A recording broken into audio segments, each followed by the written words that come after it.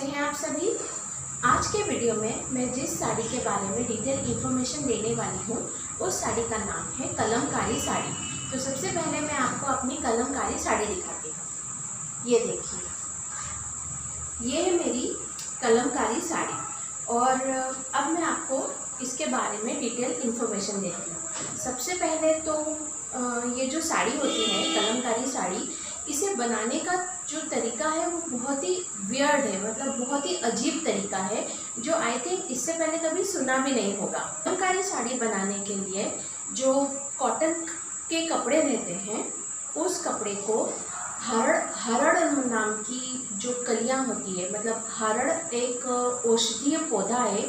जिन लोगों को आयुर्वेद का नॉलेज होगा उन्होंने इस नाम को सुना होगा। तो उस पौधे की जो कलियां होती है उन कलियों को पीस करके पेस्ट बना के और जो गाय का दूध रहता है वो गाय के दूध में मिक्स करते हैं और फिर ये जो कपड़ा रहता है ना, कॉटन का कपड़ा, उसे उस मिक्सचर में रात भर भिगो के रखते हैं। उसके बाद में उसे नेक्स्ट डे निकाला जाता है उस कपड़े को, फिर उसे धोया जाता है, फिर उसे ब्लीच किया जाता है, फिर उसके बाद में ये जो कपड़ा रहता है वो साड़ी बनने के लिए प्रिपेयर होता है और आफ्टर देन उसे साड़ी के रूप में बनाने के लिए अलग अलग तरीके से उसे डाई किया जाता है। तो ये एक बहुत ही अलग सी प्रोसेस है कलमकारी साड़ी को बनाने की और ये जो प्रोसेस है ना ये काफ़ी साल पुरानी है। ये अभी लेटेस्ट साड़ी नहीं है। जो ये कलमकारी साड़ी है ना ये मोहनजोदाड़ो के समय से बनना शुरू हुई थी। जैसे मोहनजोदाड़ो की जो सिविलाइजेशन थी तो उस समय मैंने अपने पिछले वीडियोस में भी बताया था कि उस समय में जो कपास था, कपास के धागे बनाकर उसके कपड़ा बनाना स्टार्ट हुआ था। साथ ही कपड़ों को ब्लीच करना, डाई करना और साथ में ही मतलब गोटा पट्टी वगैरह लगाना, ये सब कुछ स्टार्ट हुआ था। और ये जो कलमकारी की जो प्रोसेस हुआ करती थी ना, ये प्रोसेस भी उसी समय से स्टार्ट हुई थी। तो होता ये था कि जैसे मोहनजोदाड़ो जो सिविलाइजेशन होती थी तो उस सिविलाइजेशन के जो हेड होते थे, प्रमुख होते थे, या जिन्हें आप राजा बोल सकते हो या मुखिया बोल सकते हो, तो उनके कपड़े इस कलमकारी साड़ी के मतलब कलमकारी कपड़ों के बनाए जाते थे। क्योंकि ना वो जो रहते थे वो स्पेशल होते थे, वो हेड होते थे। तो उन लोगों के जो कपड़ों को बनाने से पहले उन्हें कम्प्लीटली प्योर किया जाता था और एक अलग तरीके से बनाए जाते थे जो सिर्फ वही पहनते थे, बाकी के लोग नहीं पहनते थे।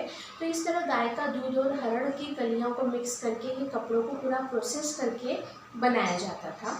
और जैसे अलग रंगों में जब इन्हें डाई कर दिया जाता था कपड़ों को तो इन पर छपाई की जाती थी। मतलब छपाई की जो तकनीक थी वो भी आज से मोहनजोदाड़ो सिविलाइजेशन के समय से है, या इन दैट केस हम बोल सकते हैं कि जो मोहनजोदाड़ो सिविलाइजेशन थी वो इतनी एडवांस थी कि आज के समय में हम जो चीज़ें यूज़ कर रहे हैं उनमें से मैक्सिमम तो उस समय यूज़ होती ही थी, तो हम कुछ नया यूज़ नहीं कर रहे हैं।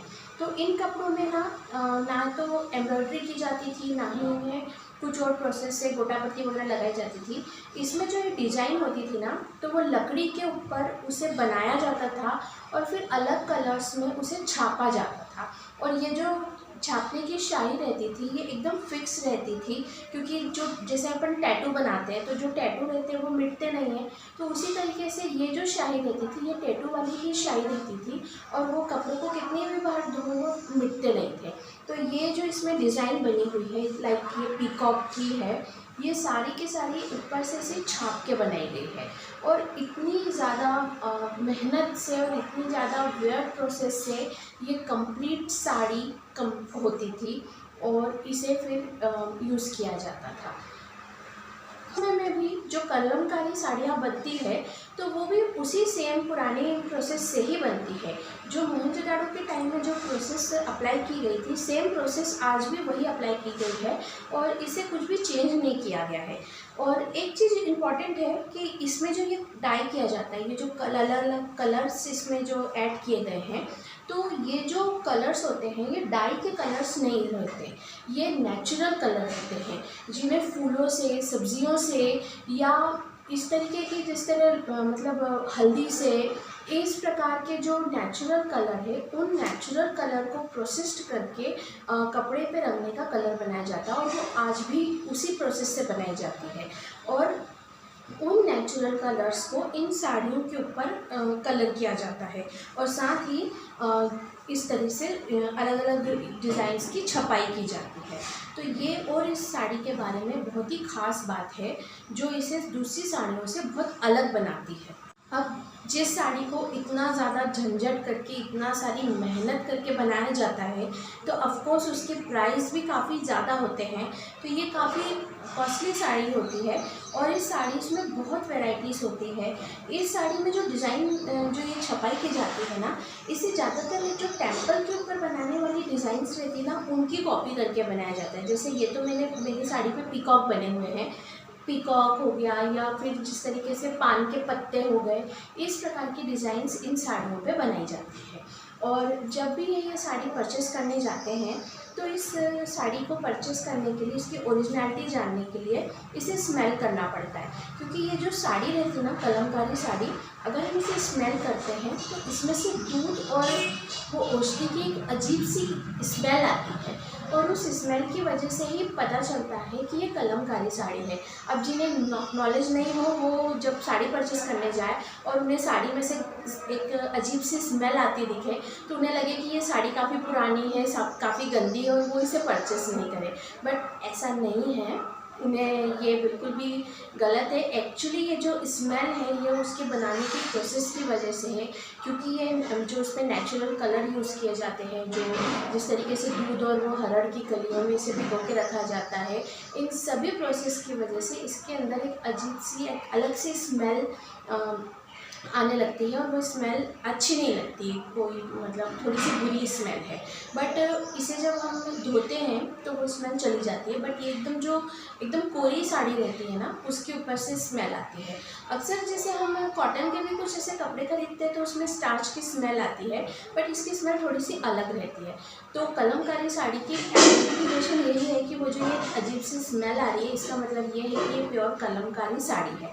और अभी ये साड़ी मेरी एकदम कोरी है क्योंकि मैंने इसे अभी कुछ ही दिनों पहले परचेस किया है और अभी तक ये धुली नहीं है, तो इसमें से वो अजीब सी स्मेल आ रही है। पर इसे मैं जब भी पहनूंगी ना, तो पहनने से पहले मैं इसे एक बार धोऊंगी, उसके बाद पहनूंगी, क्योंकि अगर मैंने इसे ऐसे ही पहन लिया तो मेरे ऊपर से भी वैसे ही अजीब सी स्मेल आने लगेगी। तो अब मैं आपको ये साड़ी पहन कर दिखाती हूँ। सो फ्रेंड्स, ये है मेरी कलमकारी साड़ी और ये मल्टी कलर साड़ी पहनने में भी बहुत ईजी है, लुक वाइज भी बहुत ईजी है। कलमकारी साड़ी से हम मॉडर्न लुक काफ़ी अच्छे से क्रिएट कर सकते हैं। आज की वीडियो मैं यहीं एंड करती हूँ और आप में से जो भी मेरी वीडियो देखते हैं प्लीज़ मुझे कमेंट किया कीजिए और मुझे कमेंट करके ये ज़रूर बताइएगा कि आप में से कितने लोगों को कमलकारी साड़ी के बारे में नॉलेज थी और ये वीडियो देखने के बाद कितने लोग कमलकारी साड़ी खरीदने वाले हैं। और साथ में मुझे ये भी बताइएगा कि आप में से कितनों के पास कलमकारी साड़ी है। एंड प्लीज़ कमेंट किया कीजिए। Okay, bye.